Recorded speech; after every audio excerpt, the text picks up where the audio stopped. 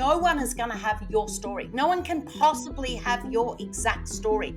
Imagine if in the hardest time of your life you could pick up a book and that book changed your life. Well, that book's not around. Maybe that book needs to be told and created by you. Welcome to the Bucket List Life Podcast with Trav Bell, the world's #1 bucket list expert. Bucket List Life's mission is to help you get off the treadmill, stop Groundhog Days, hack your habits, and live a regret-free life. Because we know life's way too short not to live your bucket list life. So please welcome your host, Trav Bell, the Bucket List Guy. Hey bucket listers, welcome to another episode of the Bucket List Life podcast. I'm so stoked that I've got young Susan Dean with me today. How are you, Susan? I'm fantastic and I love the young. Young Susan Dean. And look, Susan, we go back, years and years and years from the personal development industry, of which you've been around for years and years. But why I got you on here today is because you're my book publisher. And obviously, publishing a book and doing a TED Talk and doing a speech and maybe being a coach is on a lot of people's bucket list, but especially being, publishing a book, because, so many people have got, there's some amazing stories, some amazing wisdom and lessons and life lessons and breakdowns before breakthroughs and tragedy to triumph stories and trapped within people. It's so cathartic, getting it out onto paper, getting out of your head and onto paper and then published. And I don't know if you remember the day I got my book delivered, it was like mind you, it was 10 years in the making. So I should have got around it. You should have hassled me a little bit earlier, but it's so cathartic. And for those that have got a book inside them, this podcast is for you. So thank you so much, Susan, for jumping on. Let's get into it. Prior to being the head of Dean Publishing, and we'll get into that, what's your background? What led you to sort of get into the publishing space? The long and the short of it was I started as a youth worker. Even before that, I did more secretarial work. I think that was the only way you got out of school. But those touch typing skills have come in handy. I went on as a mature age student and was a youth worker. And that's when I think I really found the power of story, because, no one wants to be told what to do, especially a teenager, and especially a teenager that's like the old wards of the state that have got, been through a lot, right? But through the power of story, I could share a story, my friend John's story, or I knew a child that did this, and they'd say, do you think I can do it too? Or I'd like to do that. And so they would come up with that idea themselves. So then they owned it and then they took action on it. So I think I found out the power of story very early. Then as a youth worker, I, of course, was interested in humans and development, and why do people sometimes treat their children like this, or why do people get so mixed up in life? And coming from that background, that I then started to work with the parents, because I thought, well, if I can help these parents become better parents, then they're raising children that are more emotionally balanced. And it just sort of always been on this self-development journey. But I came across then Dr. John Gray, who wrote the book Men Are From Mars, Women Are From Venus. And I think it's still in bookstores now. I mean, that's pretty amazing. And look at that. Boom. There you go. Look at that. And it's all sort of faded and stuff like that. You know what? I don't think I've read it. Oh my God. Maybe that's the source of a bunch of problems that I've got to work on, according to my partner. So, I'm going to put that over there. Thanks for reminding me. I was about to say, I think you better put that on the thing. But you know what I love? That's just a point that you made.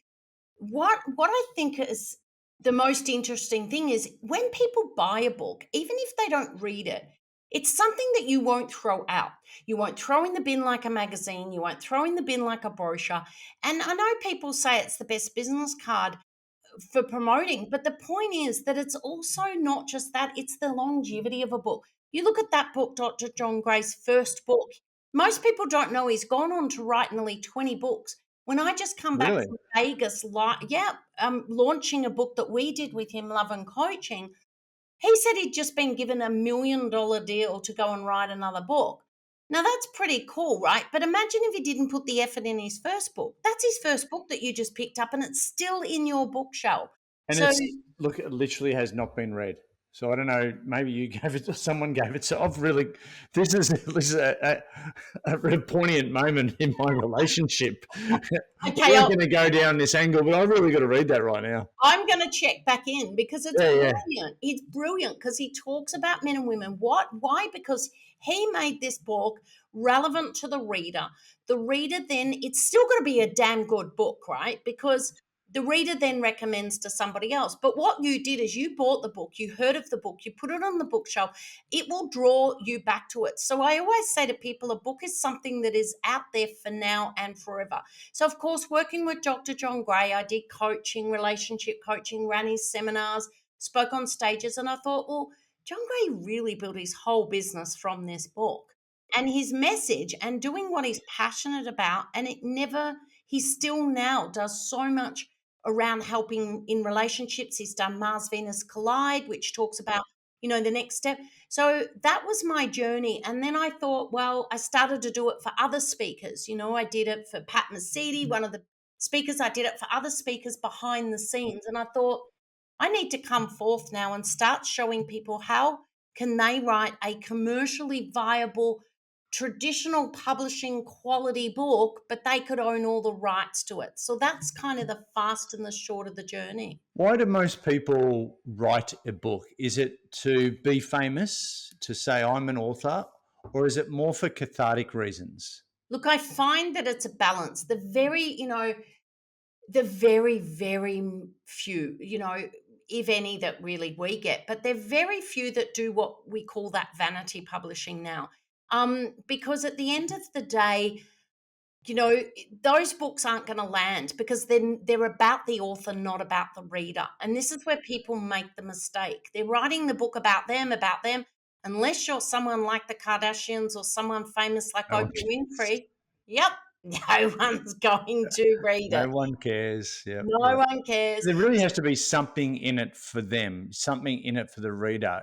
Like you coach authors, I coach speakers, coaches, and it's all well and good telling your story, and as hardcore as that story might be, but I'm an audience member. I'm the receiver of that message, of that information. I'm like, well, still, no matter how full on it is, and it could be even winning a gold medal story, climbing Mount Everest with one arm and one leg story, but still, what's in it for me?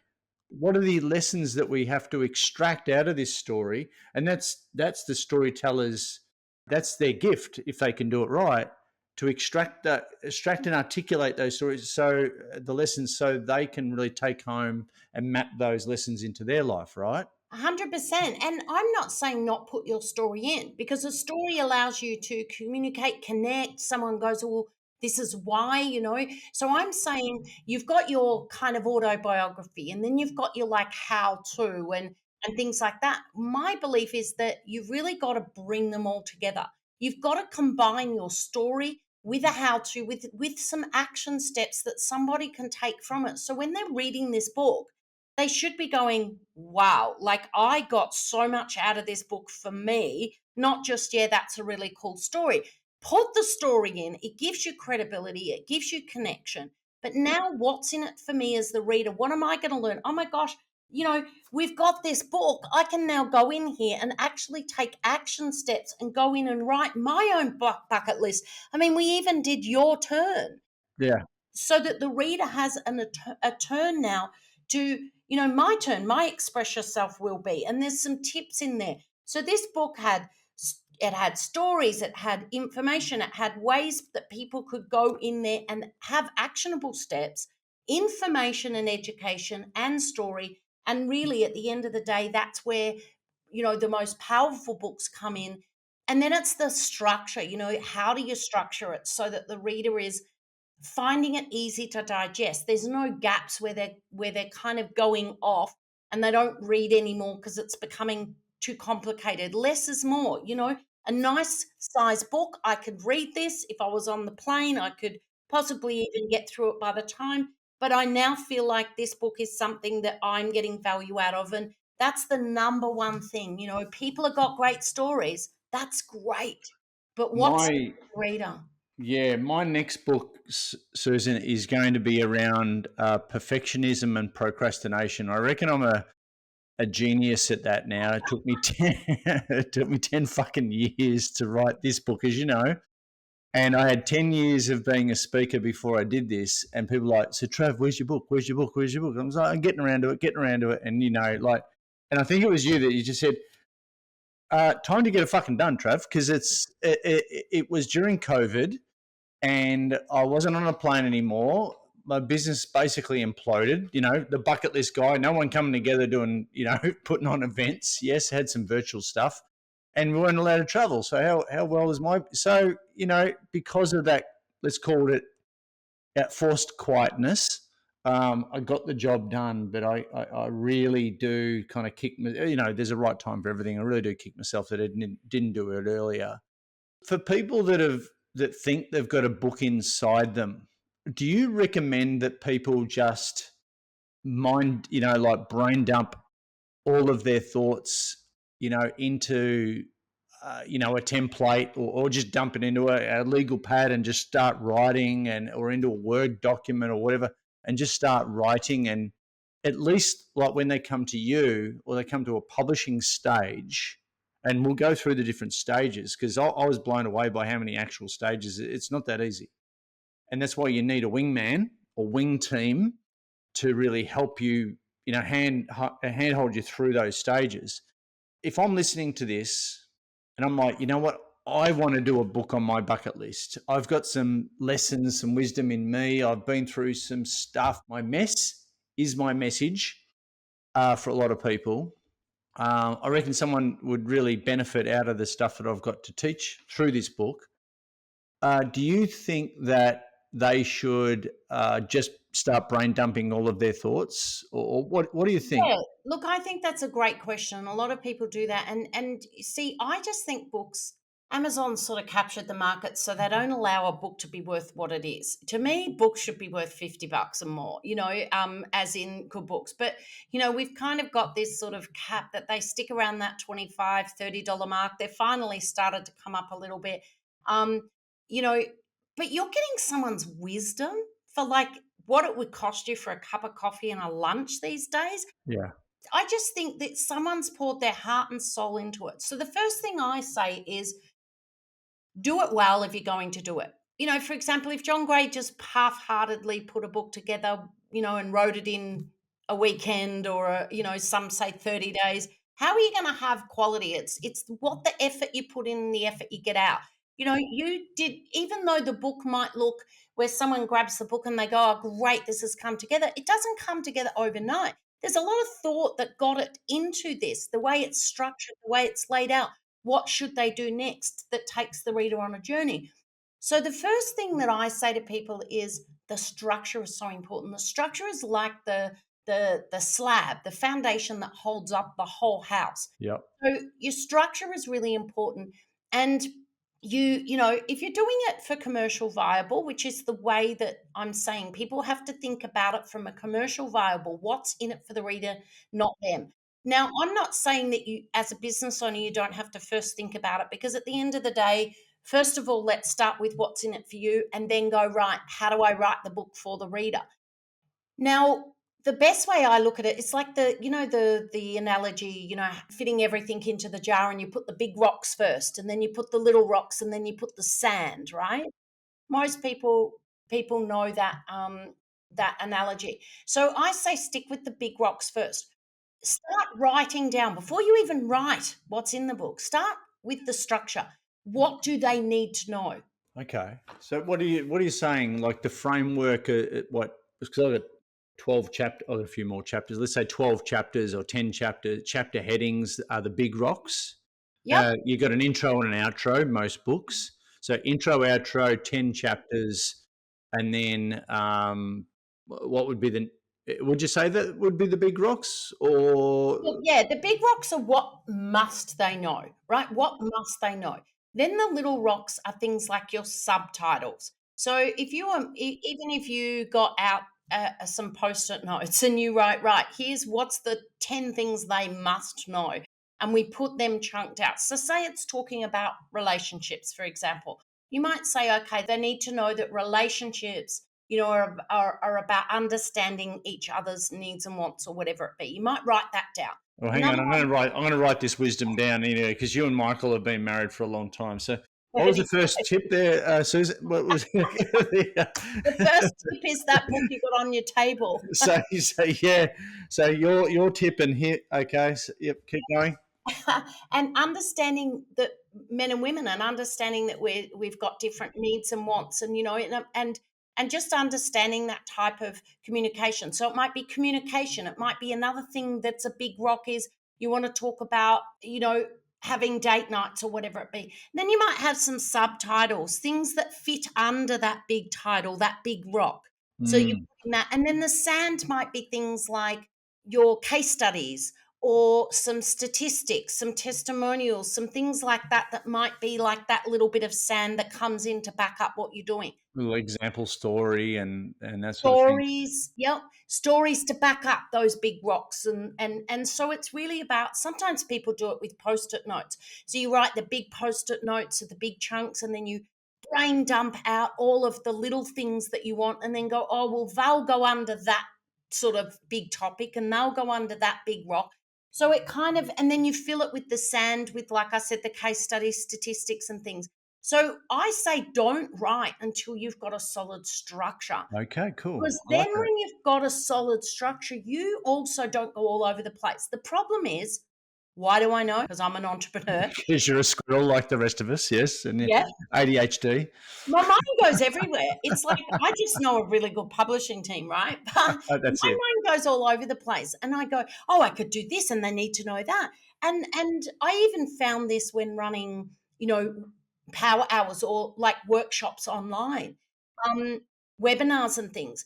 We did the feedback, and they said, "Oh, there was too much information," and I'm like, giving, giving, giving, and it was too much for them. So sometimes we need to bring it back a little bit and go, what do they really need to know in this book? Let's not overwhelm them, because there's so much to publishing that literally I can spend 3 days. We've got writers' retreats where we educate people on it all.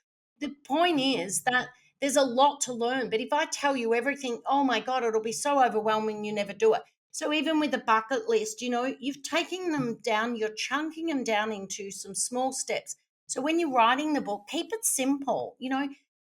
Really, they say write as if you were writing for like I think it's like an sixth grader, or write it so that it's simple, because we don't want to get there and have to look up a word if it's too, if it's too complex, and it's something that's, we want it to be really easy. We want it to be an easy to understand and digest and actionable book.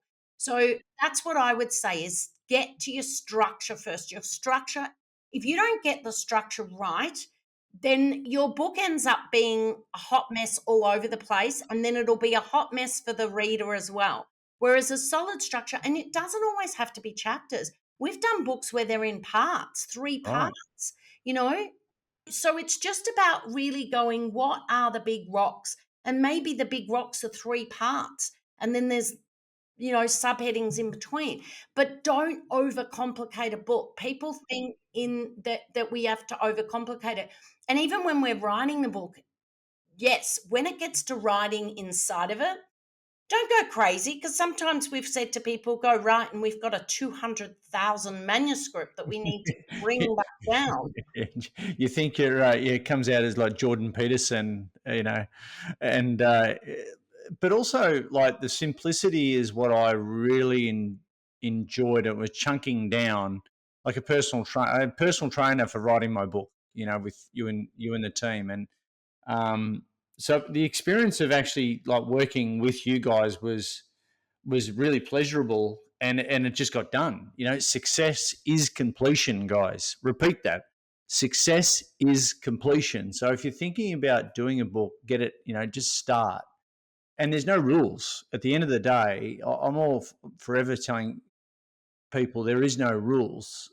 Sure, when it comes to publish, we might move some of the chess pieces around, make it look pretty, and diagrams and your big breakout quotes and whatever. But there is no rules. But no one gets a book done if you don't start. Yeah, and you've got to be stand out. Don't make it like every other book. Because if it's like every other book, then it just becomes like another leadership book or Oh my another god! this book. We want it. We need to make the point of difference.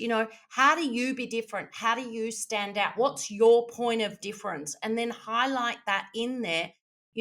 For the reader to see that difference. And yeah, when it comes to working with a team, there is so many moving parts. People just think it's writing, formatting, and then there's all different ways to publish. You do traditional publish support, all Right there is talk to me about traditional publishing, self publishing, what you guys do, where it's going.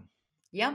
So traditional publishing is like your big fives, your Simon and Schuster's, your Penguins, your Hatchets, your Wileys. How does that work?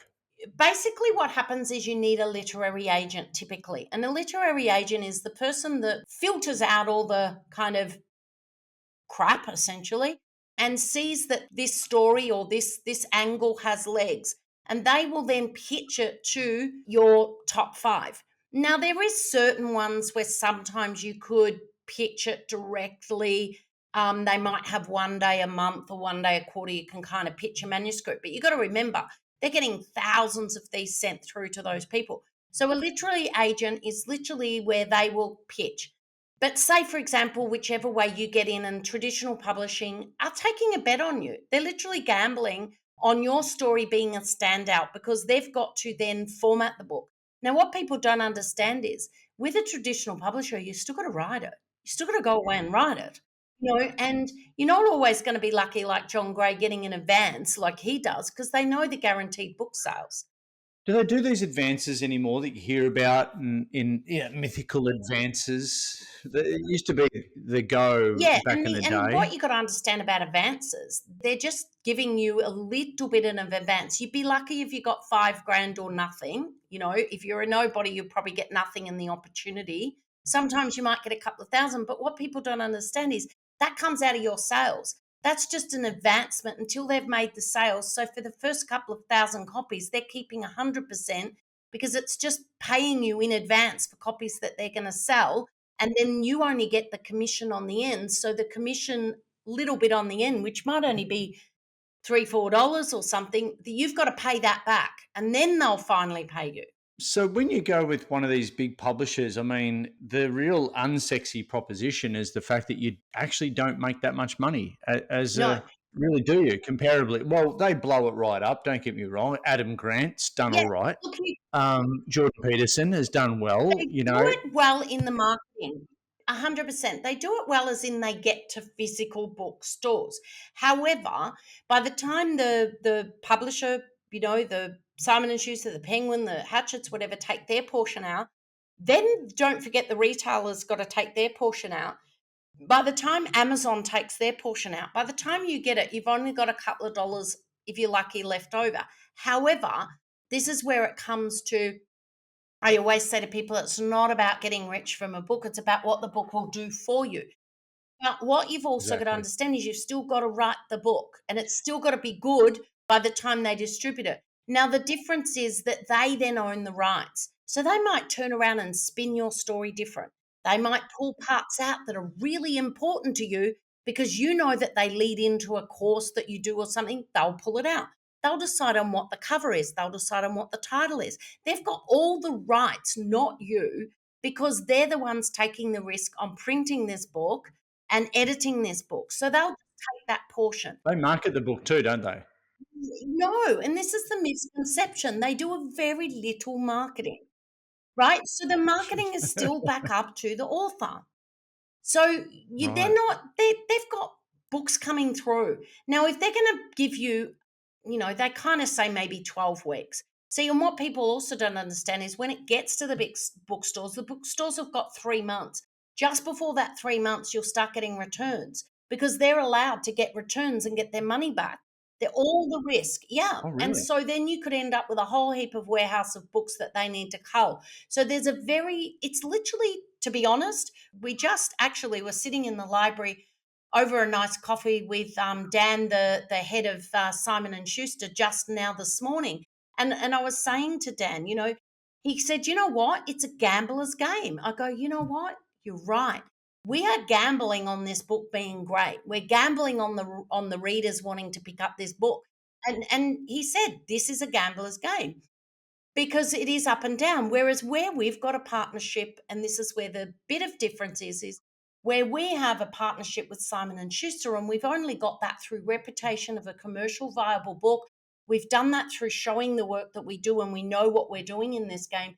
Is because we understand the publishing industry. So what we do now is we've got the same sales reps that are on the ground, that are having meetings with Amazon, that are having meetings with the bookstores.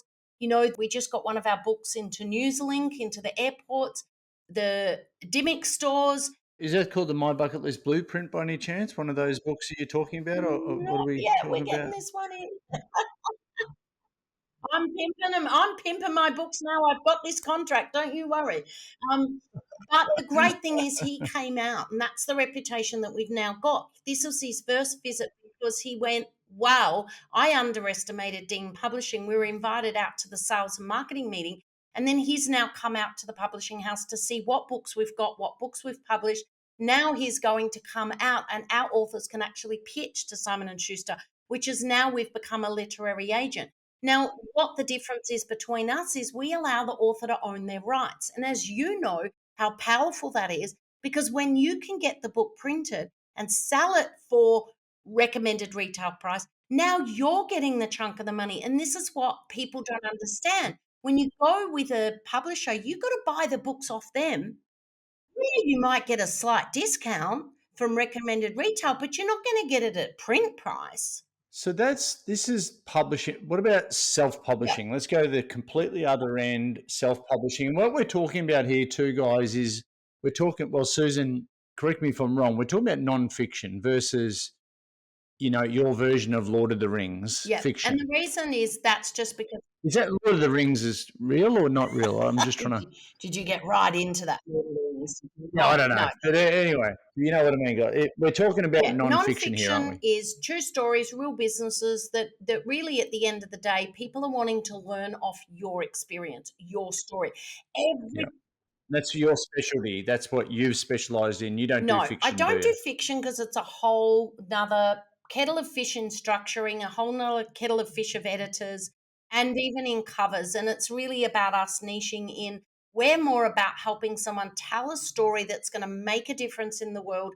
And they're also got something else that they may deliver after that. So it might be speaking on stage, coaching, seminars.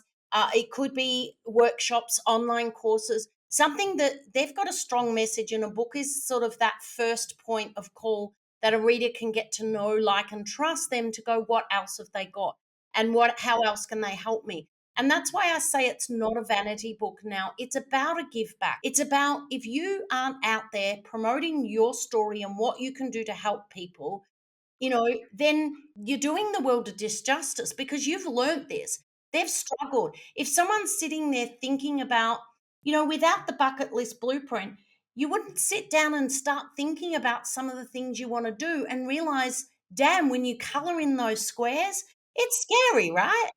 It's scary to know how many squares we've got left. And so I think that you've got the service of getting people to take massive action in looking at what do they really want to do, and how do we make sure that we get these things done. So if you didn't get your book out there, if you weren't speaking from stages, if you weren't doing that, there's people out there that aren't living their dreams or fulfilling their wants and their needs and everything else that they're doing. So I think that, going into the self-publishing, the difference is that you've still, and this is what people again don't understand, you've still got to get an editor. You can't use Grammarly. Have I to put it tried. out there. You cannot do that, because a crappy book shows a crappy person initiative to invest in something that, if the book's not great, they're going to go, well, how good are they at their products and services if their book's got all. Yeah, and don't cheat through Chat GPT No. either now. Because most we can tell. People can there's, tell. it loses that human element that we're all going to be looking more and more for. So in the self-publishing, you've still got to get a good structural editor. You've still got to get an editor. Mm. You've still got to make sure you get the copy editor. You've got to get a proofreader, because what people don't understand is, even in when you're writing, if you're not a professional writer, you'll write in the first tense, the second tense. Oh, hang on a minute, we're here. Now the reader's going, oh, this is very confusing. And so they stop reading the book, and then your book's not going to get recommended. So it's really in bringing it to life. The other thing is, even the font you use is important, because the font can be too much on your eyes, or the way that you lay a book out. We're looking for things that are more engaging now. We don't just want heavy text. We want something that's a little bit, oh, I can write in this, or I can learn, or I can use this QR code to take me to a video. So we educate people on the making your book a media marketing machine than just being a book. But self-publishing, you don't have that knowledge. So you can, by all means, you can go out and find a really good editor, but then you'll find a designer, and the designer may not know what the They're not no, talking to each other. They're and not they talking might to each just do a other. cover and a back blurb that isn't even a representation of what the book's about, even though you can give them a bit of a brief. And I did that on 99 Designs before I hooked up with you guys. I did a 99 design, and I'm like really stoked with And then myself. we went, it's And crap.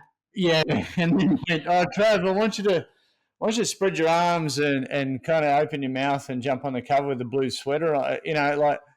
And I'm like, oh, really? Great. I thought we're just going to put a big I bucket think on we it. even No, changed your sweater no. color on that. I think it's another color. I know, But I know. they're the magic things. But then we actually designed all those little icons and brought them in.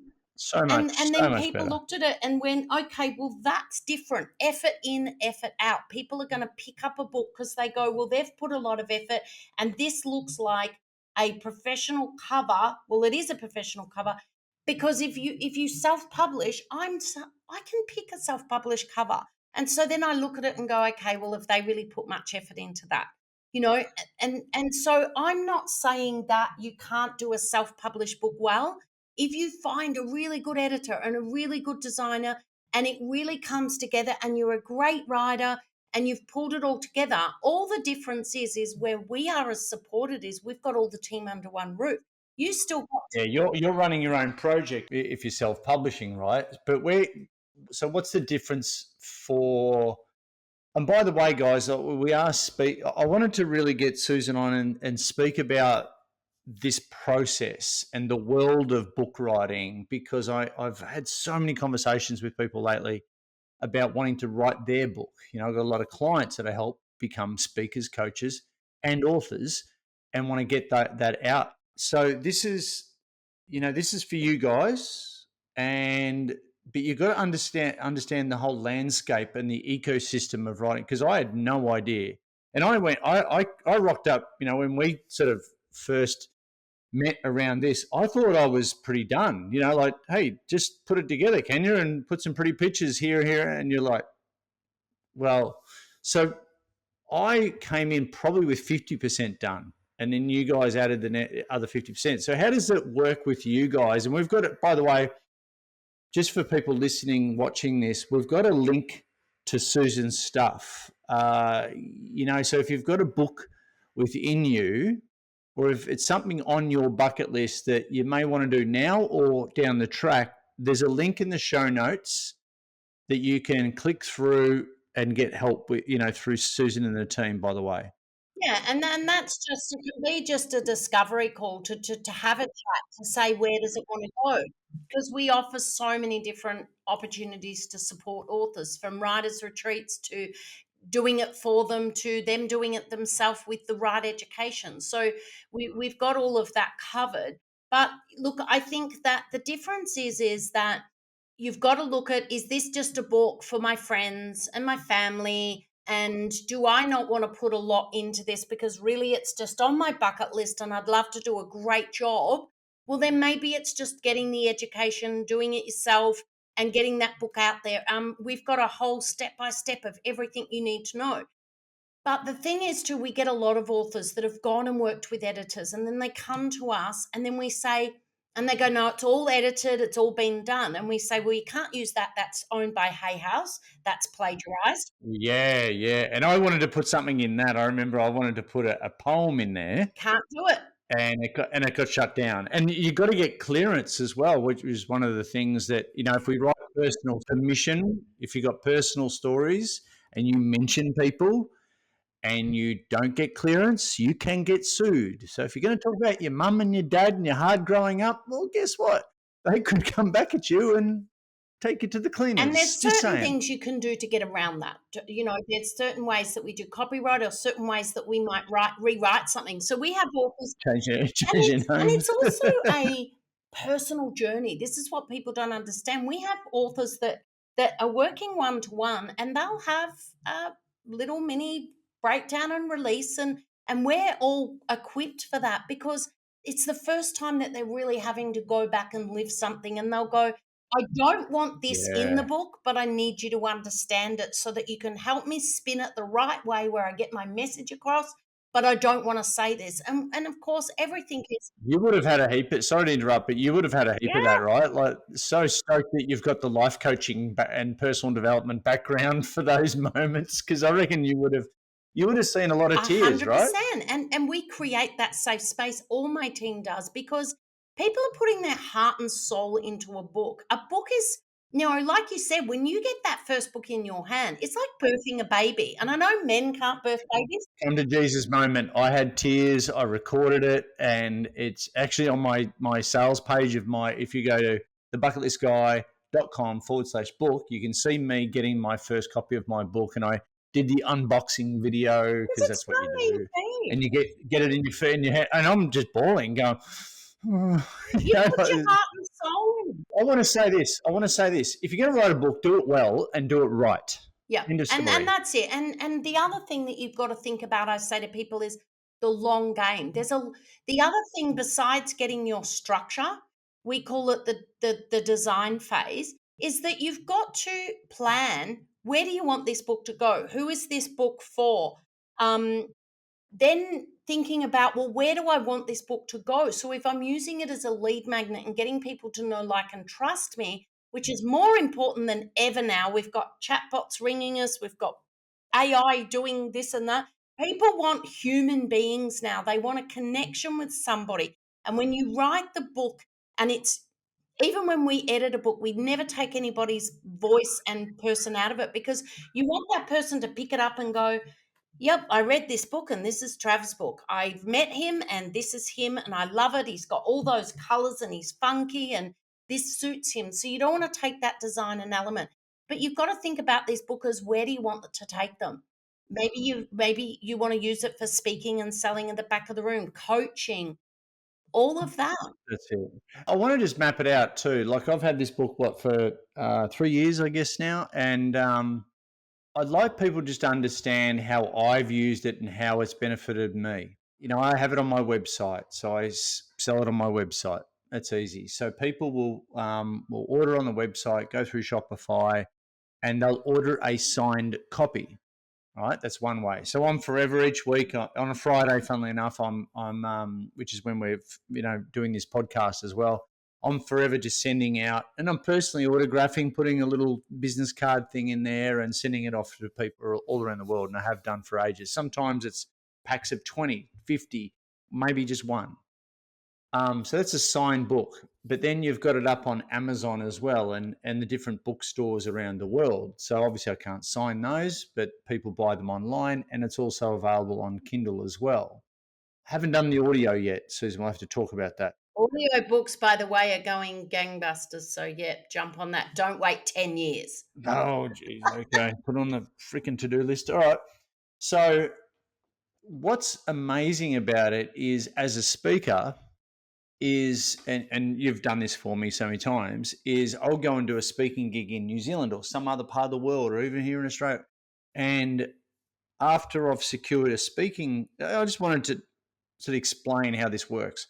After I've secured the gig, I'll say, hey, you guys are putting on a big conference.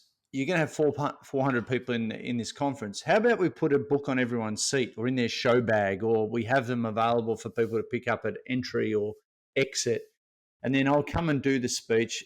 I'll sign some books, and in those big ones, I've got to pre-sign them and just put their name on when they come over and do a selfie. And we'll have a selfie stand at the back of the room, kind of thing, which is super weird. I'm getting used to, but at the end of the day, the speaking fee now has just we've put a few more $1,000s on the end of it because we've done a wholesale deal with the company to then grab a book for each participant, which is great. So instead of $30 a book, might be $15 a book or whatever, but everyone gets one and everyone's really appreciative, and it's amazing marketing. But what happens is a person will read the book, and we've always heard that it's an expensive business card, right? But I've got a bunch of opportunities right now from people who have ordered the book and they'll read it. And I know they're from big multinational companies, and they'll read it and go, "Can you come and talk? Can you come and talk that? Can you come and do a workshop on this? Have you got a keynote that matches the book?" And it's like, "Yes, I have." So that's how we package and market it. And that's all part of the ecosystem that we create. The book, so with a book, there's a speech, there's also a coaching program, and they fit nicely together. So if you're a thought leader out there, an expert, a specialist, consider that.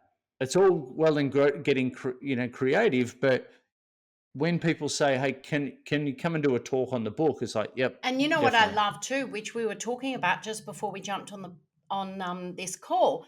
How amazing! How many times do people jump on podcasts, give up some of their time to be on a podcast, to give away some of their knowledge, and what do they get at the end? They're speaking to an audience, but then you were just mentioning that you said, "Oh yeah," and you happen to mention the book, which usually you can ask the podcast person to mention on your behalf. And now you told me you've got a whole heap of books there that you've just signed that you've got to go to the post office and deliver. Yep, So they're just rather there. than you just giving away your knowledge and time at a podcast, now you've just gone and made a heap of book sales. So I always say you're out there spreading your message anyway. Why not? You're out there and you're marketing, and the PR and marketing opportunities that come from a book. People love authors. Podcasters love authors. So you can jump on other people's podcasts and promote your book. You can be on stages.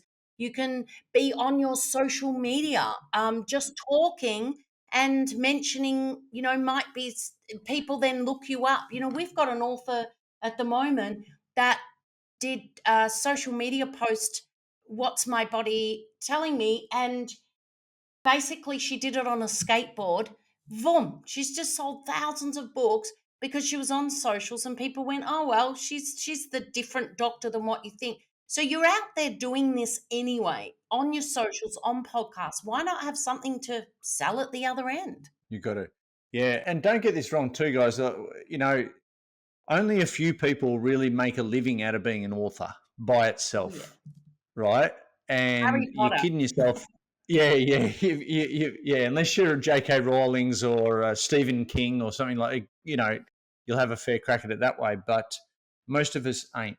So there has to be these other complementary services, these other offerings that people, and like whether they, I always say, "Look, I'm the bucket list guy. I want to help you write your bucket list." You might not be able to hire me as a coach or, do a talk for your company, but at least you can get me in this form, in this written form here. I love that because what a lot of authors do, and that's why I say authors are so different now. It's a combination of everything. Yes, of course, you're writing the book, you're investing in the book to be able to get to more people.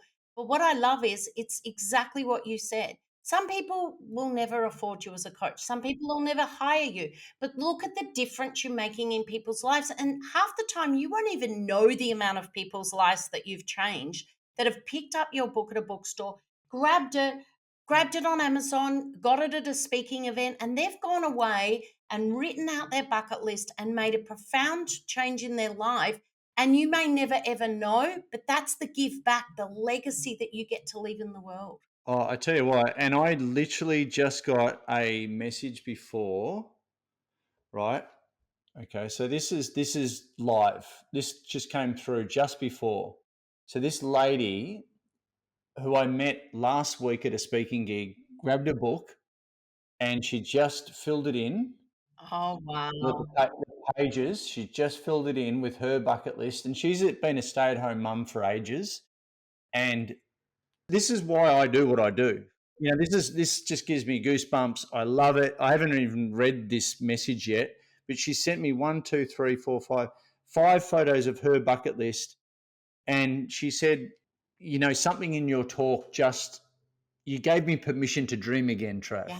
I'm going to get all, and I've heard that so many times. Or Trav, you've given me permission to have fun again in my life. Yeah.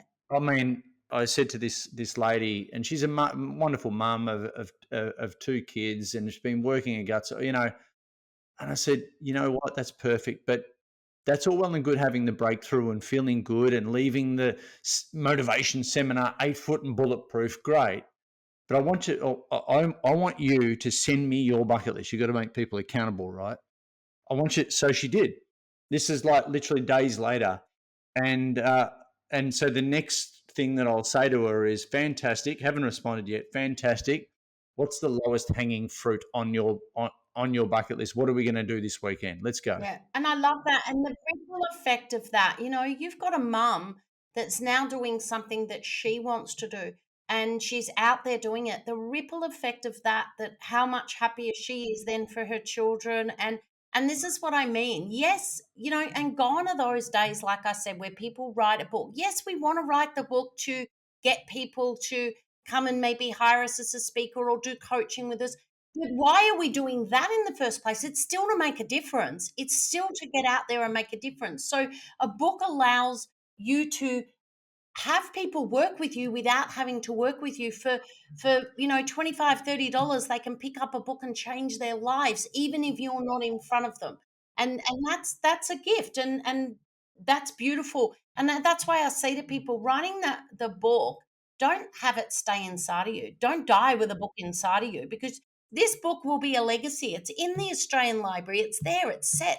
It's in the world now, well past whether you're here or not. And when you've, will I say the analogy, kick the bucket, you know, when you've done that, you've left your bucket list book in the world for other people to read well past when you're here. And You're right. It's a good legacy. It's legacy, isn't it? Like that's what a lot of people. I want a lot of people to really, repeat to themselves: is your stuff, your mess, maybe is your message, and that stuff that you take for granted, those lessons again, can be a legacy, a piece of thought leadership out there in the world that can really help other people. yeah, And you might not think, you might got imposter syndrome. Who am I to be an author? Who am I to do this and that?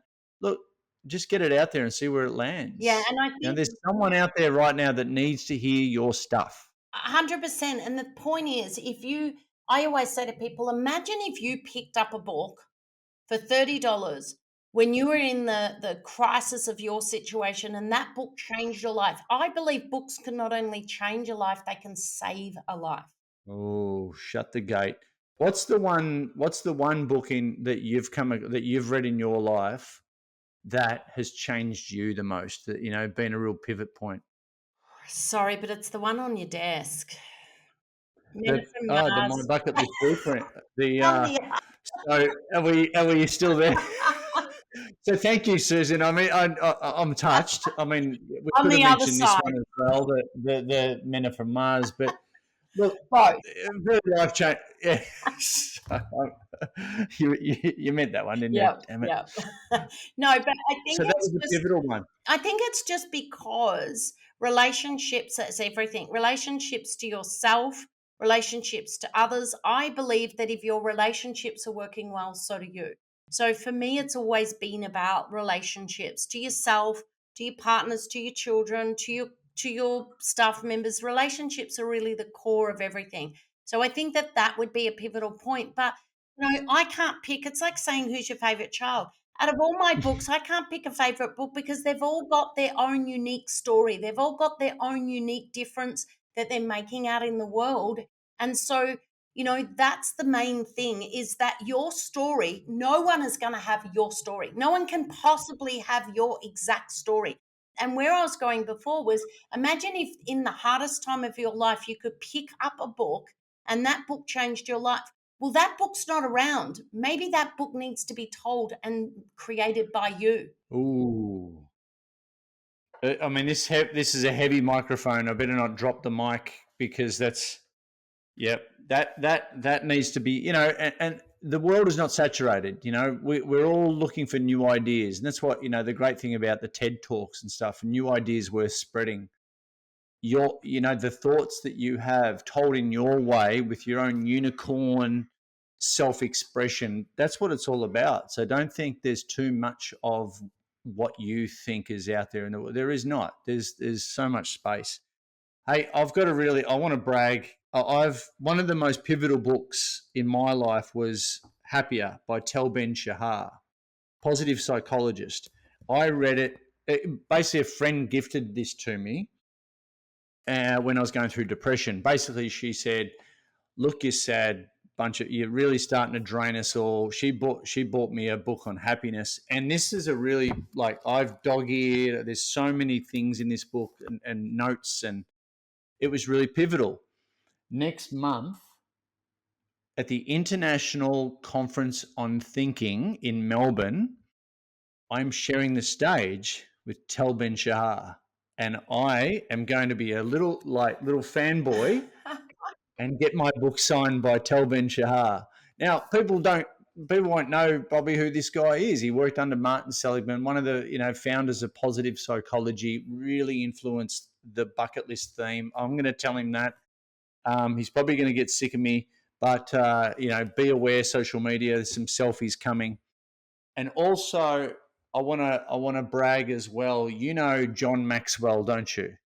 I mean, who doesn't? One of the godfathers of speaking. I literally shared the stage with John Maxwell last week in Tennessee, and he was in my audience taking notes. Wow.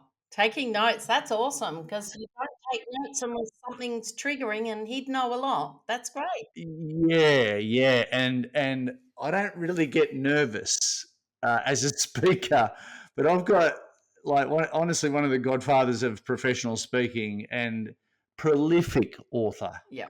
Oh my god, I don't know how many books this guy's done. Um, Sitting right there, and he's like, bucket list, yep, writing it down, working. I'm like, oh, this is a moment. So the power of your information, and that's the thing, guys. Who am I teach new concepts to a guy like that? But we've all got something to share, And we all a hear different it. angle, a different story, a different And we narrative. hear it at the right time for when we need it. And this is why you might read a book on leadership and another book and another book. We don't just read one thing. We take a little bit from this and a little bit from that. So I always say, make it yours. Make it your opinion. This is where the difference is. And what I think is that you can get knowledge. I mean, I grew up with the encyclopedias and all that, right? And you go to the library, okay? That I'm just bringing that up because you did call me young, Susan, and I like that. I grew up coaching. When I moved into the coaching space, my clients were on a phone with a cord on the end of it. I never got to see who they were. I coached for years and so many people that I never ever saw their face. And going back on that, one of the books that was picked up that I wrote my story in got me a $250,000 client out of one book because they picked up that book, they rang me and said, I want to work with you. Who doesn't want clients like that? Didn't even ask me how much. I ended up coaching him, his partners, his brothers, his team, and I ended up coaching all of his wives. So the point is that Wow. client ended up being from one book. So you never know who's going to pick up that book, like you said before.